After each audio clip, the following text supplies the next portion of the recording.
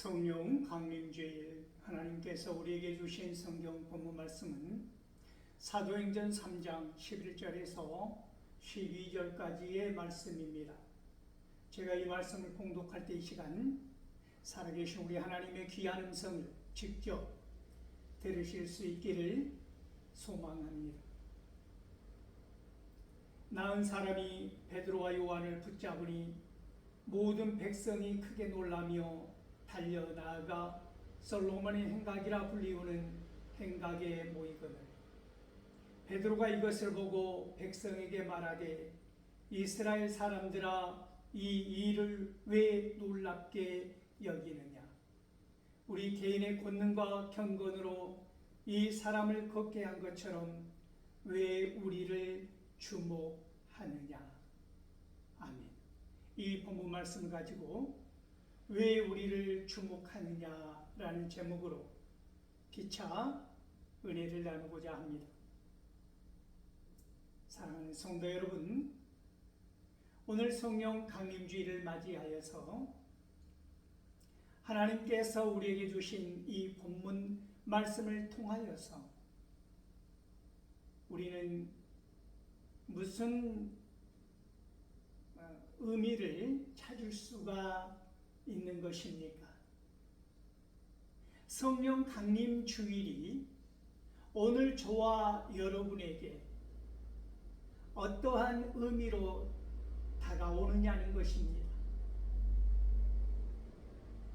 우리가 오늘 이 본문 말씀을 보기 전에 사도행전 1장 8절에서 말씀하신 그 말씀을 우리는 생각해 볼 필요가 있는 것이지요. 너희가 성령의 권능을 받으면, 성령의 능력을 입으면 그 권능을 받고 예루살렘과 유대와 사마리아와 땅 끝까지 이르러 나의 증인이 되리라고 말씀하신 예수님의 말씀을 생각해 보는 것입니다. 오늘 이 성령 강림주일에 성령이 임하였다고 한다면, 성령의 능력을 덧입었다고 한다면 그 권능으로 말미암아 우리가 사마리아 땅 끝까지 이르러 증인이 된다고 하는 이 놀라운 사실을 가슴에 품고 오늘 본문 말씀을 자세하게 들여다보면 평소에 보이지 않았던 은혜가 더 크게 와 닿을 것입니다. 오늘 이 일은 무엇을 의미합니까? 무슨 사건을 우리에게 알려주는 것입니까? 제9시에 기도하고 성전에 가서 예배를 드리는 그 시간에 성전을 향하여 들어가는 베드로와 요한에게 요한의 눈에 띈 것이 무엇이냐면, 나면서부터 걸을 수 없었던 한 사람이 눈에 들어오는 것입니다. 이 사람은 놀랍게도 성경에 의하면 오늘 본문에서는 밝히고 있지 않지만 여러 정황으로 보면 나중에 이 사람을 보여주는 장면들이 있지 않습니까? 나면서부터 걷지 못하였던 이 사람이 유독 그날만 성전 미문이라는 곳에 앉아서 구걸하지는 않았다는 것이지요. 많은 세월을 이 사람은 누군가에 의해서 움직일 수 없는 이 사람을, 걸을 수 없는 이 사람을 나면서부터 자기 의지대로 행동할 수 없었던 이 사람을 부축해 가지고 와서 성전 미문이라는 곳에서 구걸하면서 살아갈 수 있도록 마음을 나누었다라고 하는 것입니다. 베드로와 요한 또한 수많은 날들을 이 사람 곁을 스쳐 지나갔다고 하는 것이지요. 그날만 유독 보게 된 것은 아니라는 말씀입니다. 무려 40여 년을 나면서부터 걷지 못하였던 이 사람을 그날 베드로는 눈여겨 보게 되었다는 것입니다. 오늘 성경 본문 말씀은 오순절 다락방 성령이 임하시고 난 다음에 오순절 설교가 있지 않았습니까? 무려 3,000명의 주님의 사람들이, 제자들이 세워지는 그 베드로의 오순절 놀라운 대설교를 우리는 기억하고 있습니다. 그리고 두 번째로 베드로의 설교가 이 솔로몬의 행각에서 이루어지고 있는 것이지요. 자, 베드로의 이 두 번째 설교를 보면서 성령이 임하였다고 한다면, 성령의 사람이 되었다고 한다면 보는 눈이 달라진다고 하는 것입니다. 똑같은 사물을 보아도, 똑같은 교회 공동체를 보아도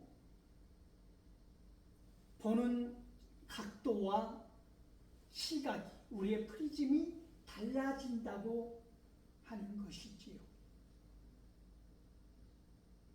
오순절 성령이 임함으로 말미암아, 성령에 충만한 사람이 됨으로 말미암아, 생각해 보십시오. 나면서부터 한 번도 걷지 못한 사람의 신체를 여러분, 우리는 상상할 수 있지 않습니까?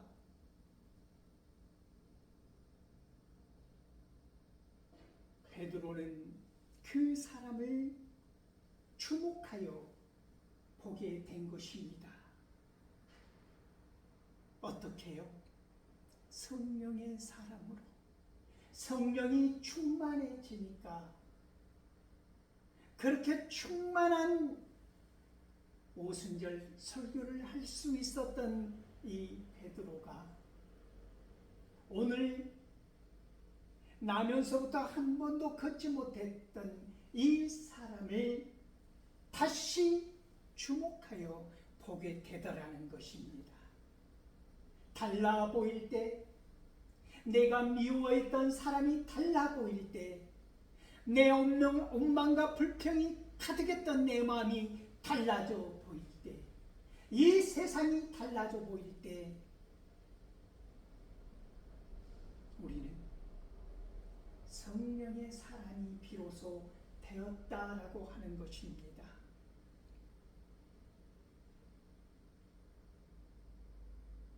그를 보고 있던 베드로가 이 사람에게 말합니다.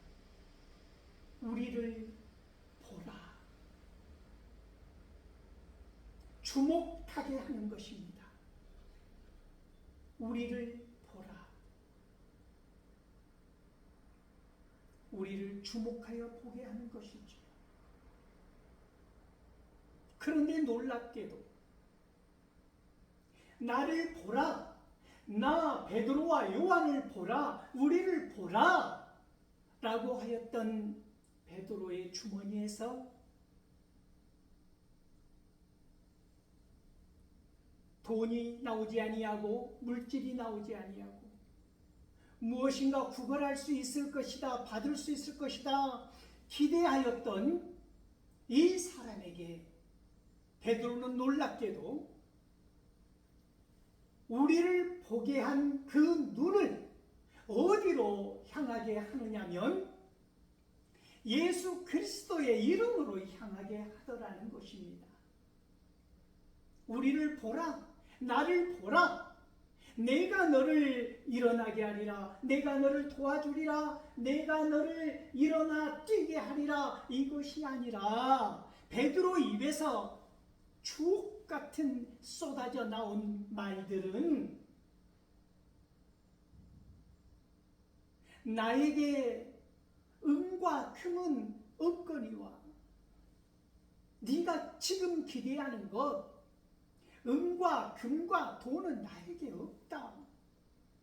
그러나 나에게 있는 것, 베드로는 담대하게 선포하는 것입니다. 나에게 있는 것, 성령 충만하다고 하는 것입니다. 나에게 있는 것, 그것을 너에게 주노니 나사렛 예수 그리스도 이름으로 일어나 걸으라, 이 놀라운 선포를 하였다는 것입니다.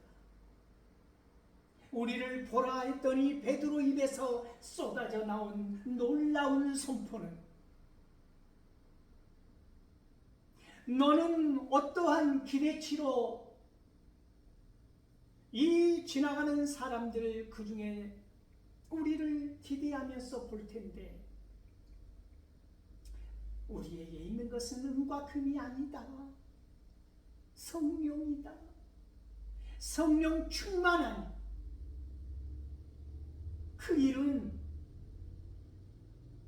그가 우리에게 준 나사렛 예수 그리스도 그 메시아의 이름, 그 이름으로 일어나 걸으라. 성경은 선포만 하고 뒷짐지고 서 있는, 멀뚱멀뚱 서 있는 베드로를 말하지 않습니다. 선포하고 허리를 숙여서 그 오른손으로 나면서부터 한 번도 걷지 못하였던 그 사람의 손을 잡아 일으키는 것입니다.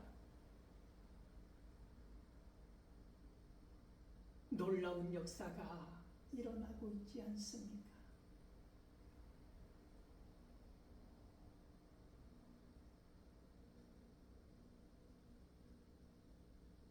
베드로의 입술을 통해서, 베드로의 손을 통해서 전해진 강물처럼 흘러간 하나님의 사랑을 보십시오.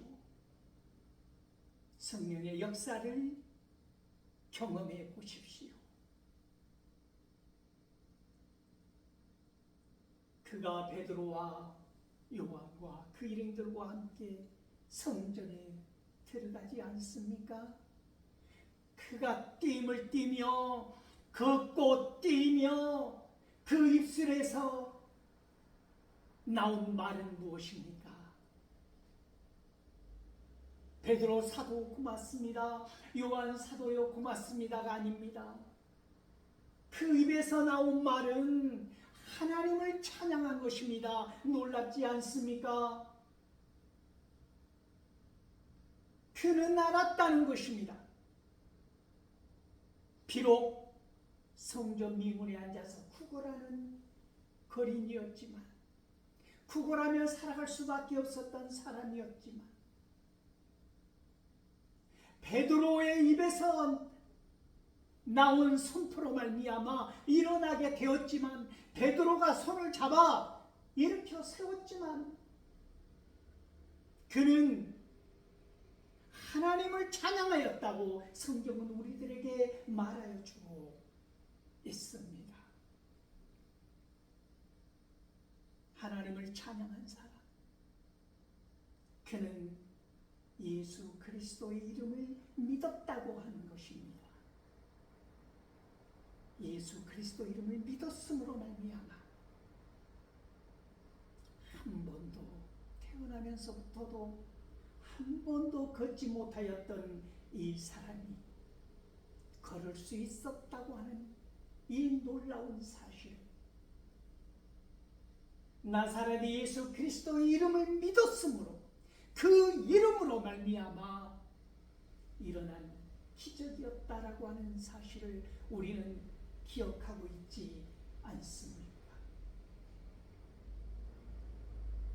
기도하는 시간 제9시라고 한다면 오늘 현대의 시간으로 오후 3시를 말하고 있지 않습니까? 유대인들의 시간 개념은 오후 6시에 시작해서 오전 6시에 끝나는 것입니다. 그것이 하루라는 개념입니다.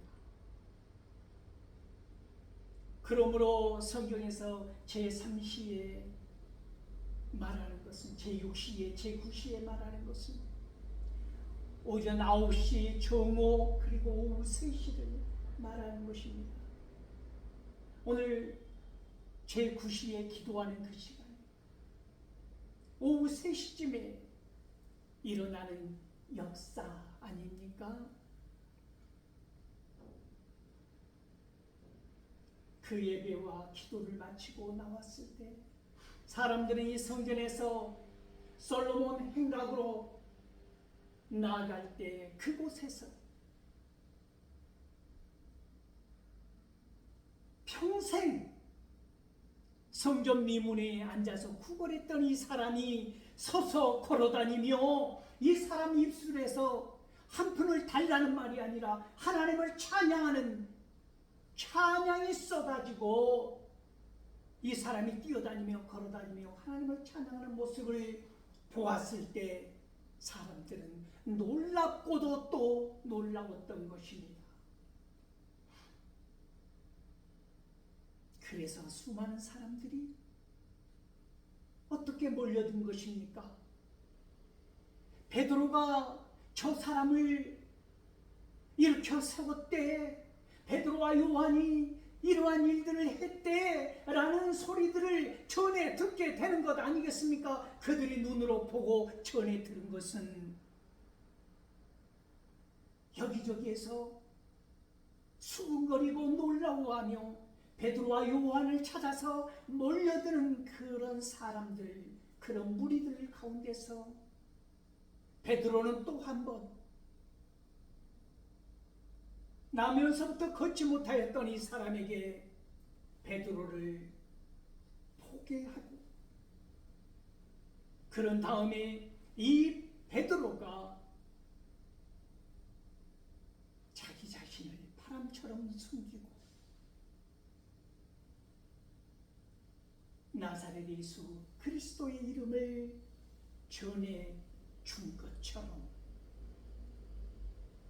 다시 한번 이 베드로가 이 사람을 하나님의 능력으로 말미암아 일으켜 세운 그 사건을 통하여서 다시 한번 그 많은 무리들에게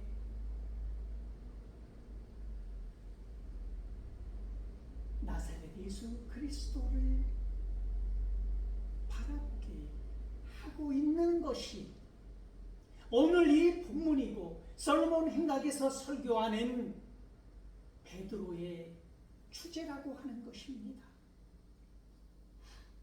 복음의 중심, 예수 그리스도의 중심, 오직 하나님 중심, 그것을 설교하고 있다고 하는 것이지요.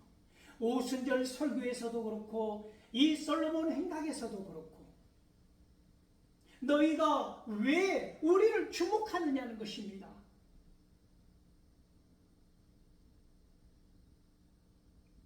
왜보다 더 적극적인 의미는 어찌하여 우리를 주목하느냐라고 하는 이 부사 어찌하여가 더 적합한 단어 아닙니까? 어찌하여 우리를 주목하느냐? 왜 우리를 주목하느냐? 어찌하여 우리를 주목하느냐. 오늘 설교 말씀의 제목처럼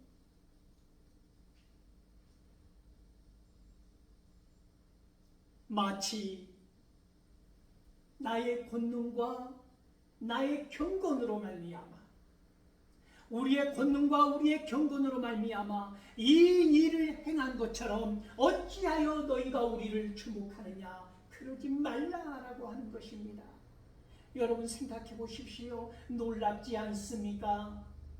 자기를 드러내지 못하여서 안달난 이 세상에서 베드로는 그렇게 하면 안 된다고 말하고 있는 것입니다.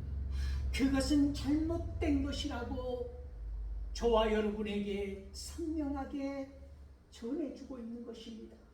이 성령 강림주일에 거짓된 성령으로 성령을 근심하게 하지 말라고 말씀하고 있는 것입니다.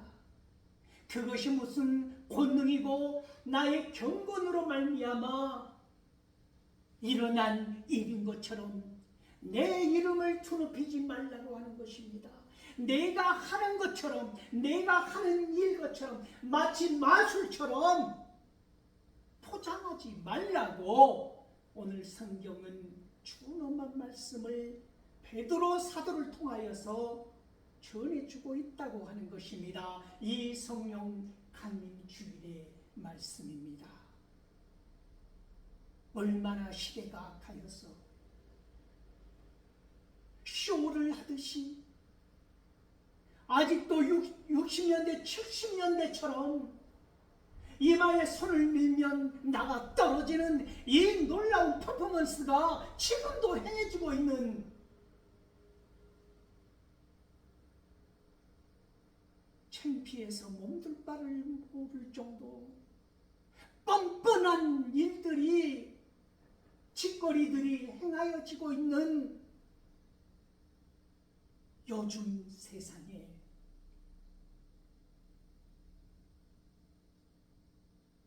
베드로 사도는 오직 나사렛 예수 그리스도의 중심으로 말씀을 선포하고 있다고 하는 것입니다. 자기 의를 드러내고 싶습니까? 자기 이름을 드러내고 싶습니까? 모든 것을 자기의 공로로 내세우고 싶습니까?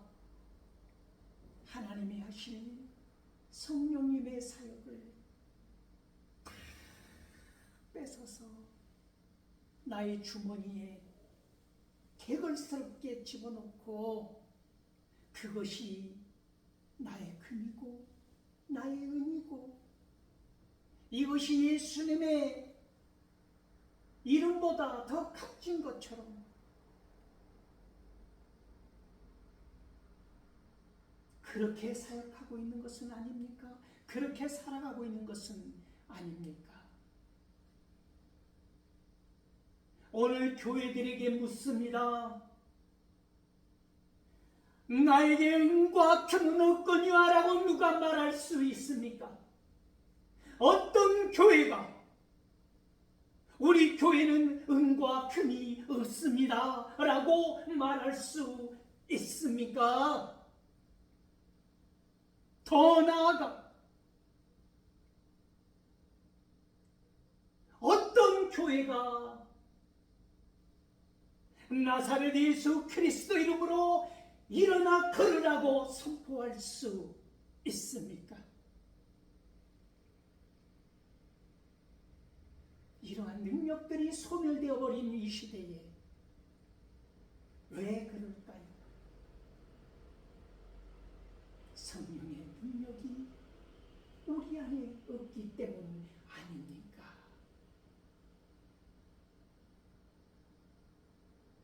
성령의 능력을 덧입고 나가지 않기 때문에, 성령으로 충만하지 않기 때문에 우리는 나에게 은과 금이 없는 것을 사랑스럽게 여기지 아니하고 나사렛 예수 그리스도의 이름으로 일어나 걸으라고 선포할 수 없는 것을 부끄럽게 여기지 않는다고 하는 것입니다.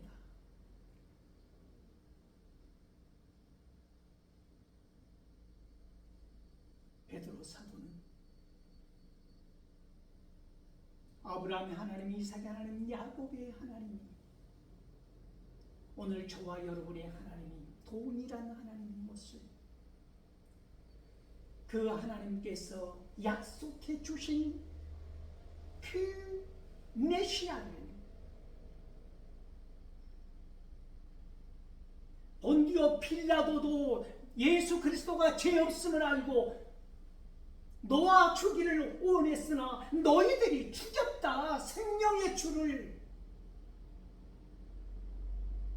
이 놀라운 설교를 선포하고 있는 것입니다.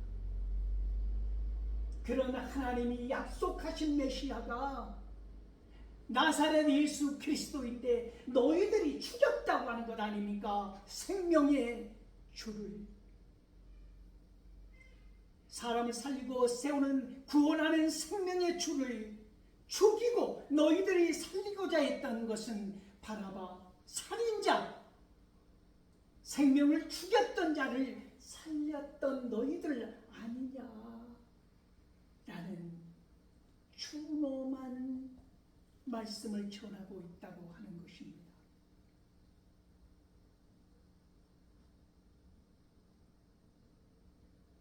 모세와 선지자들이 예언하고 선포했던 그 메시아가 나사렛 예수 그리스도라고 하는 이 복음을, 이 놀라운 복음을